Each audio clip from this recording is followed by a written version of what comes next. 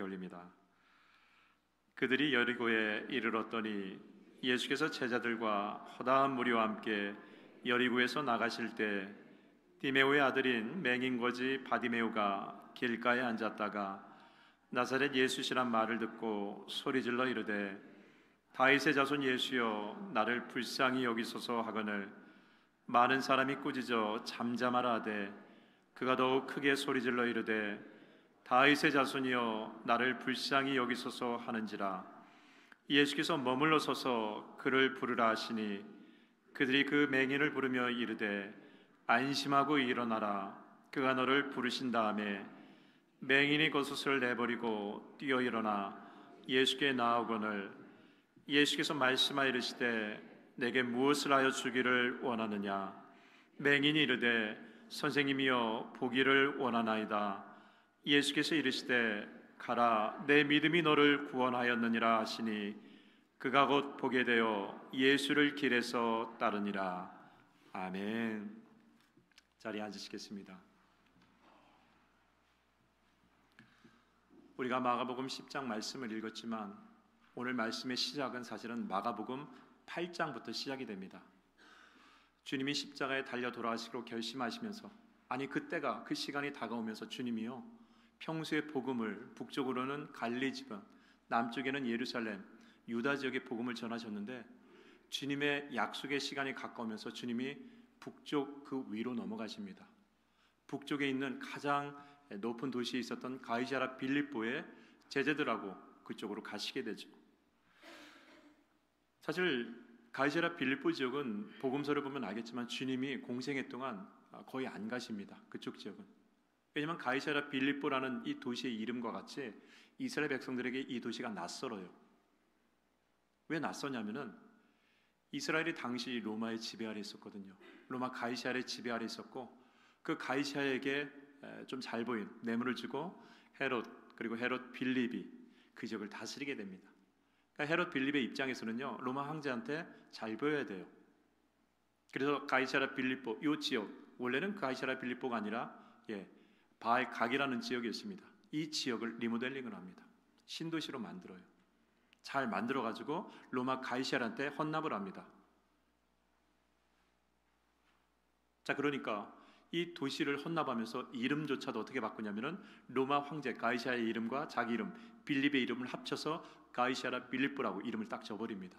그러니까 이스라엘 백성들에게는 이 도시가 낯설어요. 그리고 이 도시는 로마의 정치적인 경제적인 결탁을 했던 고위 관료라든지 부와 권력을 가진 사람들이 이곳에 살아갑니다. 그러니까 이곳은요 스스로 높아지려고 하는 사람들이 대부분 살아가는 거예요. 예수님이 필요 없습니다.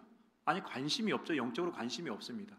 지금 눈에 보이는 것이 이게 답이에요. 권력, 부, 명예 이게 내 삶을 지탱해 줄 거라고 생각해서 예수님 천국 관심이 없습니다. 지금에 집중을 합니다. 그래서 부활을 인정하지 않는 사두개파 중심으로 이곳에 사람들이 모여들기 시작합니다. 그래서인지 몰라도 예수님이 이곳에 잘 안 가세요. 거의 안 가셨습니다. 그러나 십자가의 마지막 죽음을 앞두시고 하나님의 시간표가 다가올수록 주님은 이제 그곳까지 가시죠. 북쪽 가장 끝에 있는 헐몬산 위에 있는 가이사랴 빌립보 지역에 딱 가셔서 이제 그 여정을 예루살렘까지 이어지게 되시죠.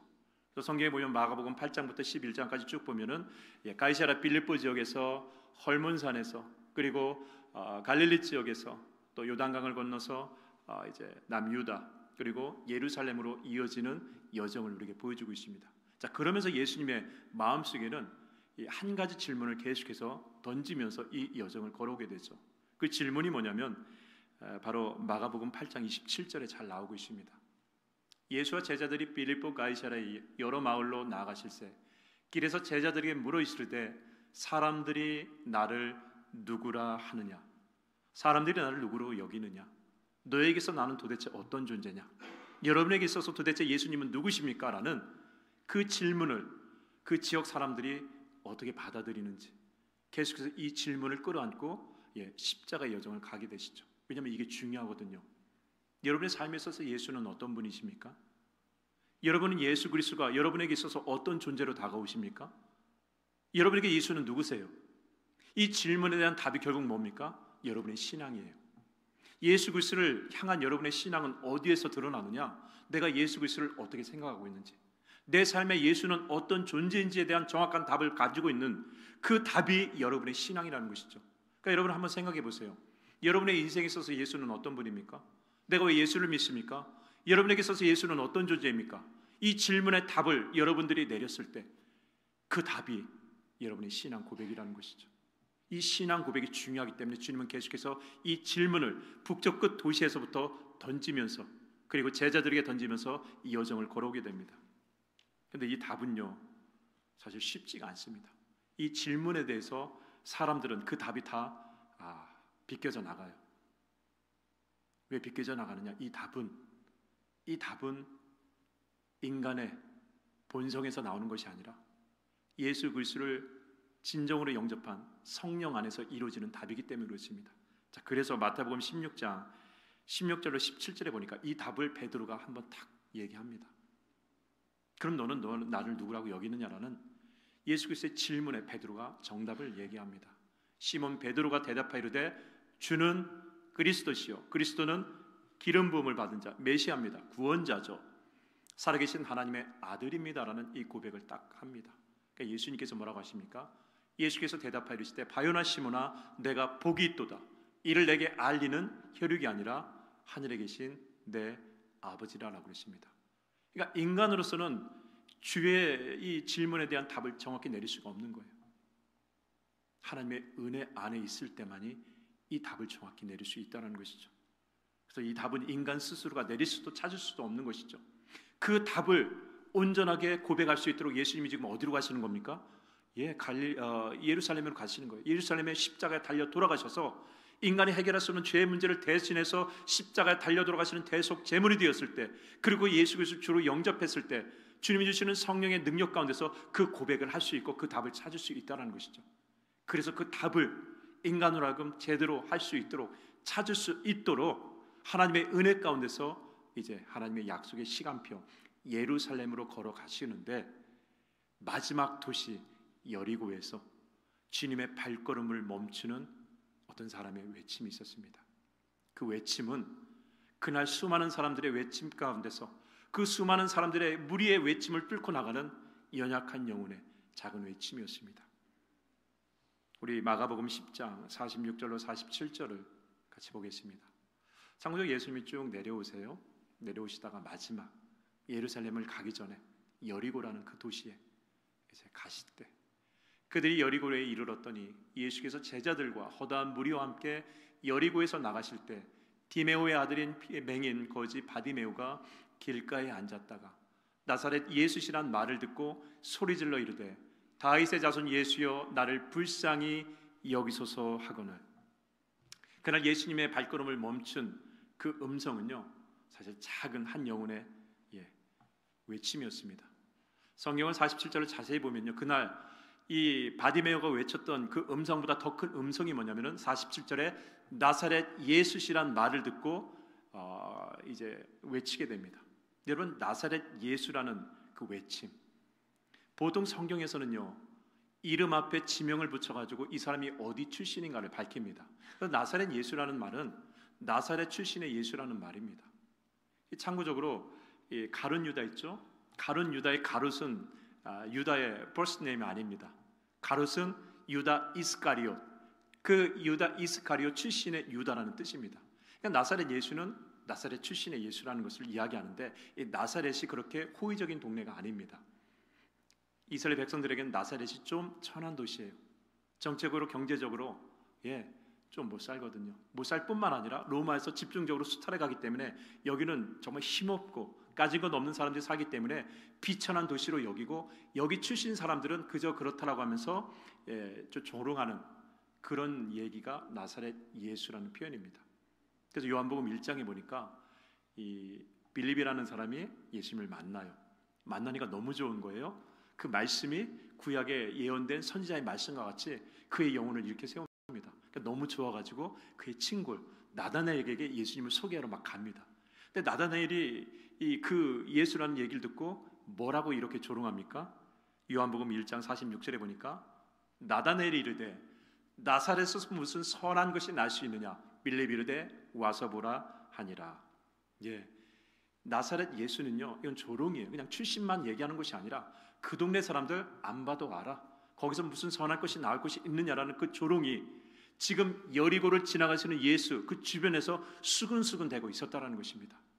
저 사람이 무슨 메시아야? 뭐 나사렛 출신, 거기서 무슨 선한 것이 나올 수 있냐라는 그 조롱이 외쳐지는 그 순간에 그 조롱을 뚫고 나가는 한 영혼의 외침이 바로 뭐였느냐? 예, 다윗의 자손 예수여 나를 불쌍히 여기소서. 다윗의 자손 예수여 나를 불쌍히 여기소서. 다윗의 자손 예수는 이런 뜻입니다. 구약의 예언 가운데서 유다 지파 다윗의 후손 가운데서 메시아가 태어날 것이다. 이게 구약에 약속된 예언이었습니다. 그런데 다윗의 자손 예수라는 것은 무슨 얘기입니까? 예수 그리스도가 바로 구약에 예언된 메시아 구원자라는 것을 이 바디메오가 외치고 있다는 것이죠. 자, 그러니까 나사렛 예수라는 소리보다 더 이 소리는 작겠지만은 그 온전한 믿음의 고백이 예수님의 발걸음을 멈추게 했다는 것이죠. 그러니까 예수님이 딱 멈춘 거예요. 놀라운 것은요, 바디메오가 예수 그리스도를 그렇게 고백할 수 있었던 근거는 마가복음 10장 47절에 보면 이렇게 나옵니다. 나사렛 예수시란 말을 듣고 소리질러 이르되 다윗의 자손 예수여 나를 불쌍히 여기소서 하거늘. 예, 나사렛에서 무슨 선한 것이 나올 수 있겠냐라고 하고 비난됐던 그 소식을 얘기를 듣고 외쳤다는 거예요. 이게 은혜죠, 여러분. 여러분, 저 소리, 부정적인 소리를 들으면요, 인간은요 같이 편견이 쌓일 수밖에 없습니다. 내가 아무리 편견을 안 가지려고 해도요, 부정적인 얘기를 계속 들으면은, 조롱의 얘기를 계속 들으면요, 내 영혼도 잠식당해요. 자, 그런데 바디메오는요, 그 부정적인 소리 가운데서도 진리를 고백할 수 있는 그 외침을 하고 있다는 것이죠. 은혜는 바로 그런 거예요. 은혜는요, 아무리 부정적인, 아무리 죄로 얼룩진 곳에 있다 할지라도 진리를 외칠 수 있도록 그의 영혼을 하나님께서 붙잡아주고 계신다는 것이죠. 자, 바디메오는 저 나사렛 예수라는 조롱 가운데서도 진리를 고백할 수 있도록 하나님의 은혜가 임하고 있었습니다. 여러분, 우리 감리교회를 창시한 웨슬리 목사님이죠. 그분이 이런 얘기를 했습니다.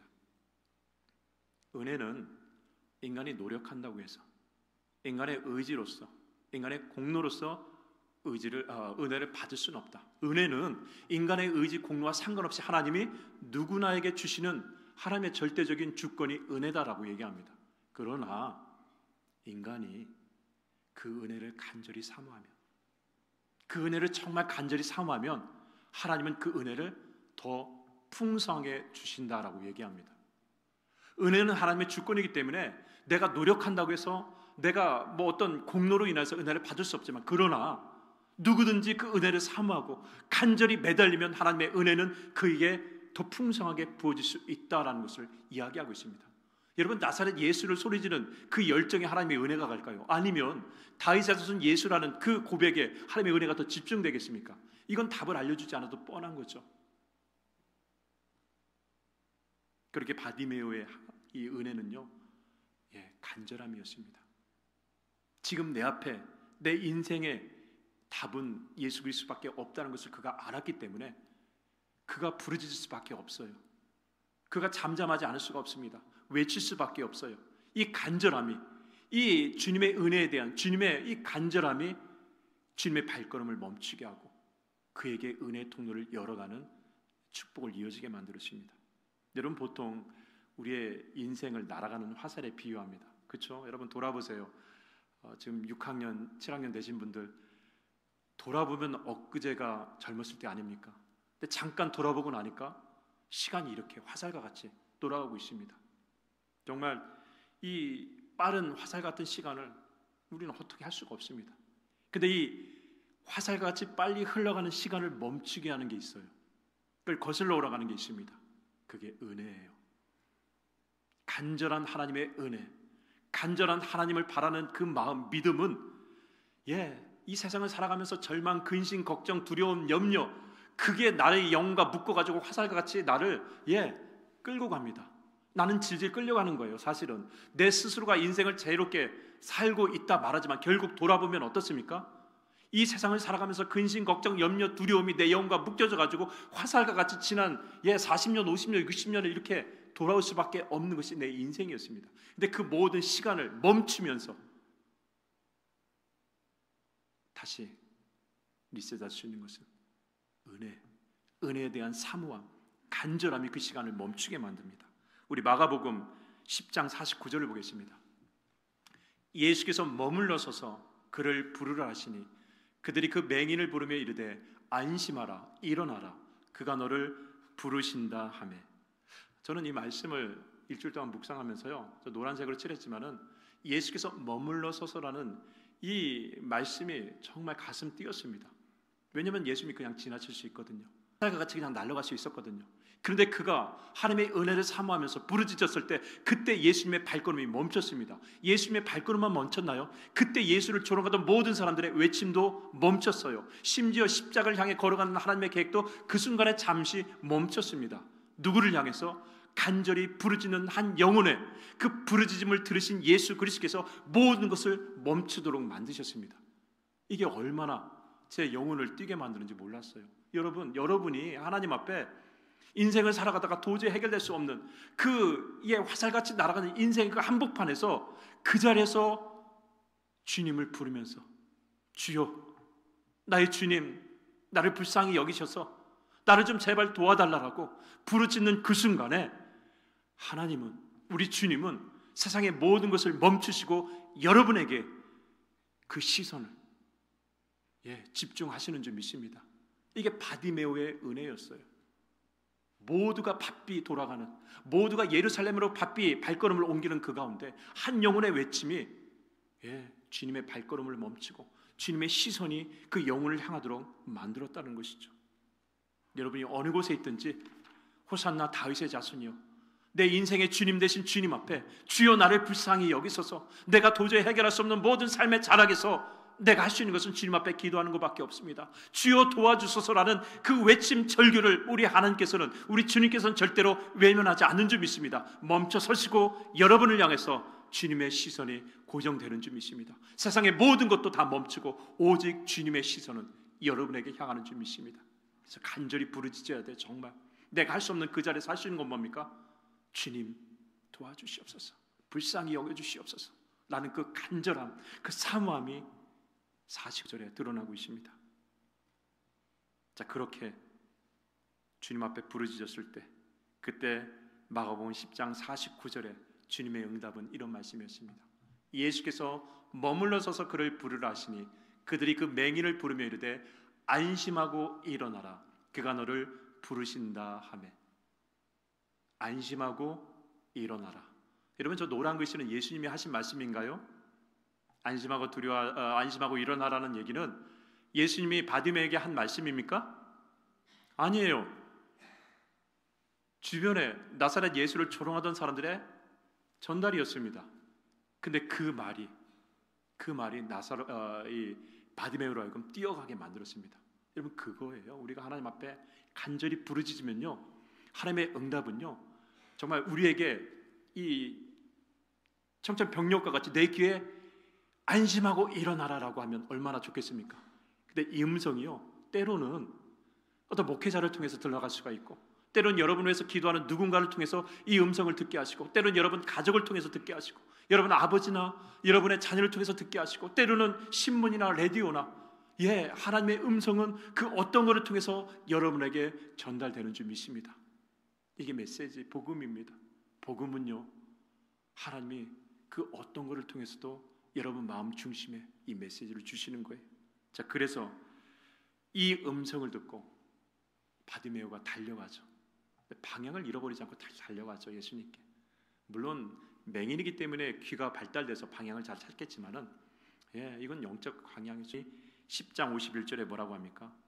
예수께서 말씀하여 이르시되 내게 무엇을 하여 주기를 원하느냐? 맹인 이르되 선생님이여 보기를 원하나이다.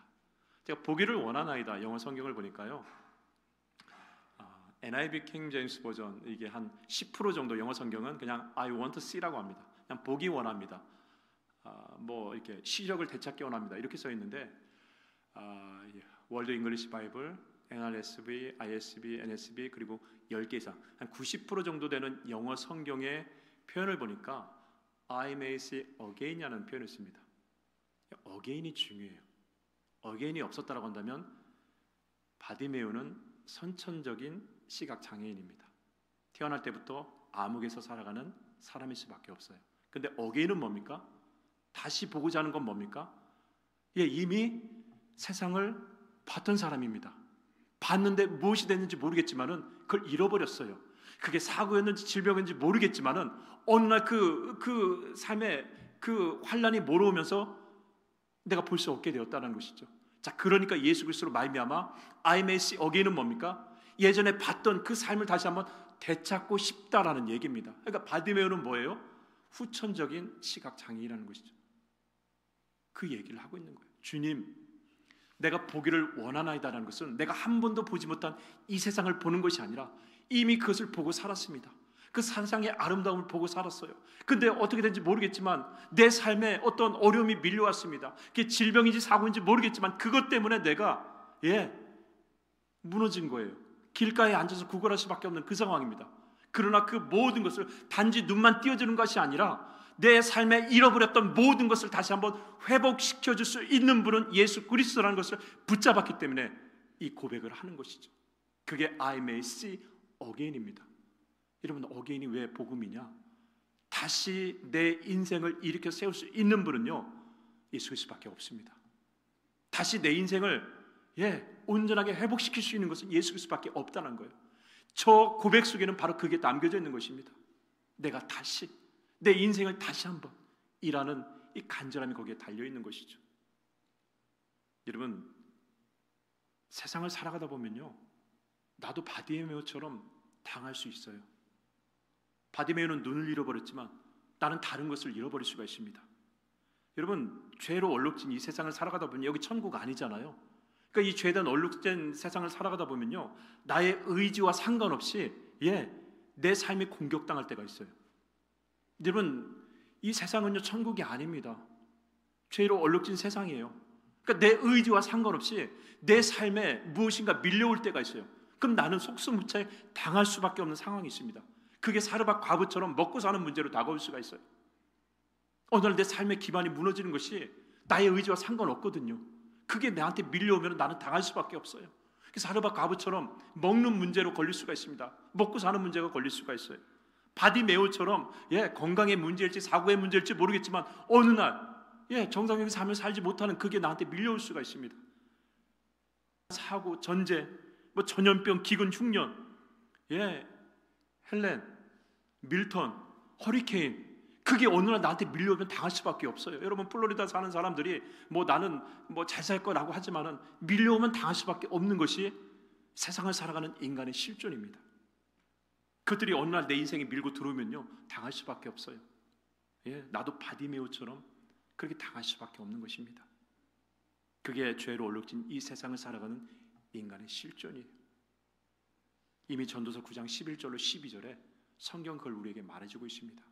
내가 다시 해 아래서 보니 빠른 경주자들이라고 선착하는 것이 아니며 용사들이라고 해서 전쟁에 승리한 것도 아니며 지혜자들이라고 음식을 얻는 것도 아니며 명철자들이라고 재물을 얻는 것도 아니며 지식인들이라고 은총을 얻는 것도 아니며 이는 시기와 기회는 그들 모두에게 임함이니라.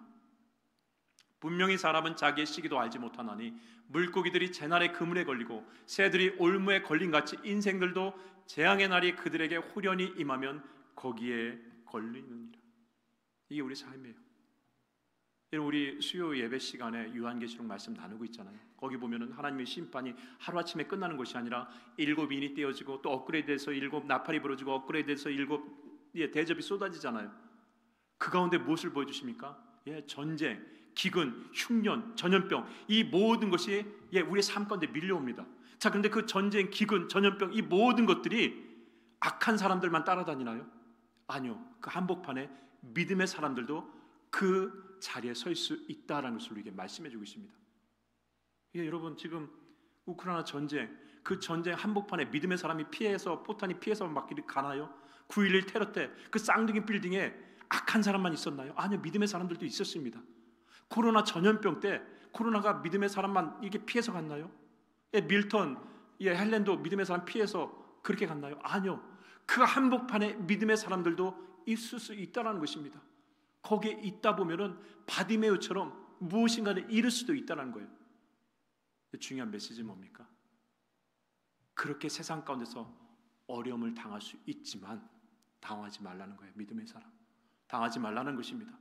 그렇게 어려움이 온다고 해도 너를 버리는 것이 아니라는 것입니다. 하나님이 너가 미워서 너를 버림으로, 너를 잊어버려서 그 환난 가운데 너를 방치한 게 아니라 이 죄된 세상의 죄 가운데서 그런 어떤 환난과 어려움이 올 수 있다. 믿음의 사람도 그 한복판에 설 수 있다. 그렇기 때문에 당황하지 말라는 것입니다.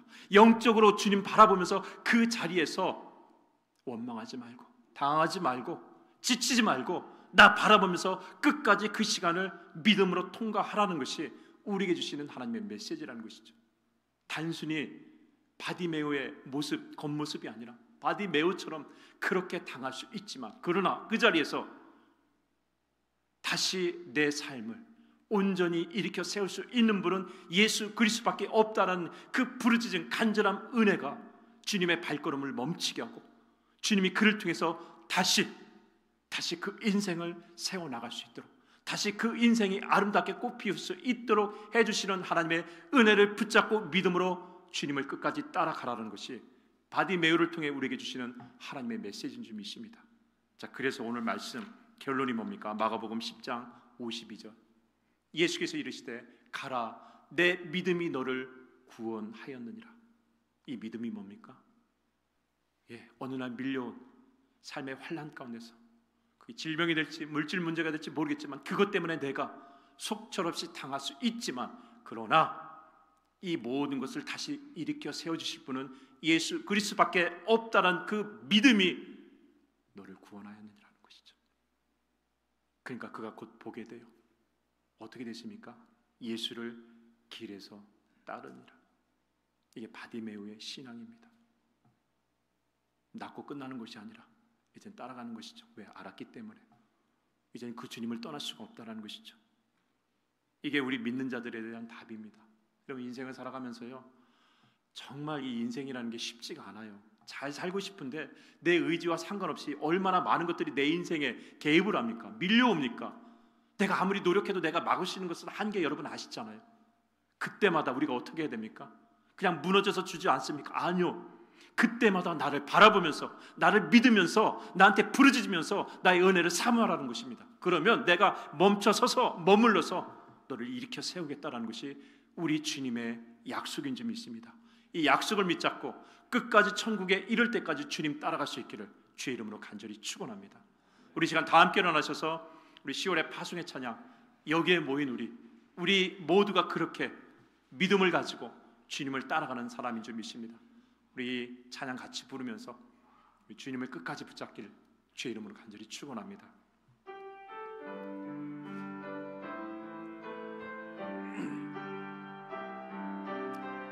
여기에 모이노니 주의 은총 받은 자인 줄 믿습니다. 여기에 모이노니 주의 은총 받은 자여라. 주께서 이 자리에 함께 계심을 아노라. 언제나 주님만을 찬양하며 따라가리니 시험을 당할 때도 함께 계심을 믿노라. 이 믿음도 고세로 주가 지켜주신다. 어두운 밤에도 주의 밝은 빛 인도하여 주신다. 주님이 뜻하시니 헤아리기 어렵더라도 언제나 주 뜻 안에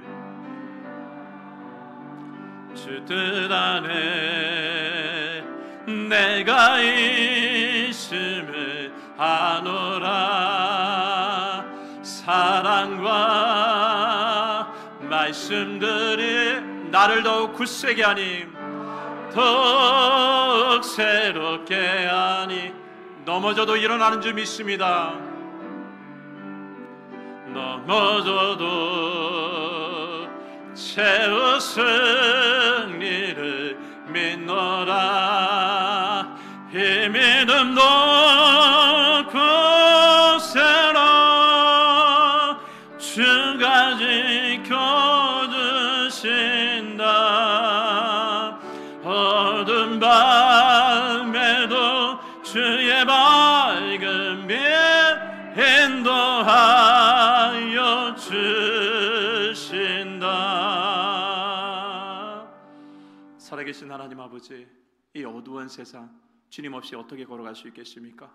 길이요 진리요 생명 되신 예수 그리스도 앞에 우리의 모든 마음 영혼을 맡기오니 내 인생의 주인 되신 그리스도께서 우리의 손을 봐여 주시옵소서.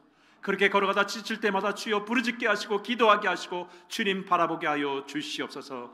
지금은 성부 성자 성령님의 사랑과 은혜와 그 놀라우신 도움의 손길이 이제는 모여 주님 앞에 부르짖으며 그 주님을 끝까지 따라가기 원하는 모든 성도들 머리 위에 그 발걸음 위에 지금부터 영원토록 함께 하시기를 간절히 축원하옵나이다. 아멘.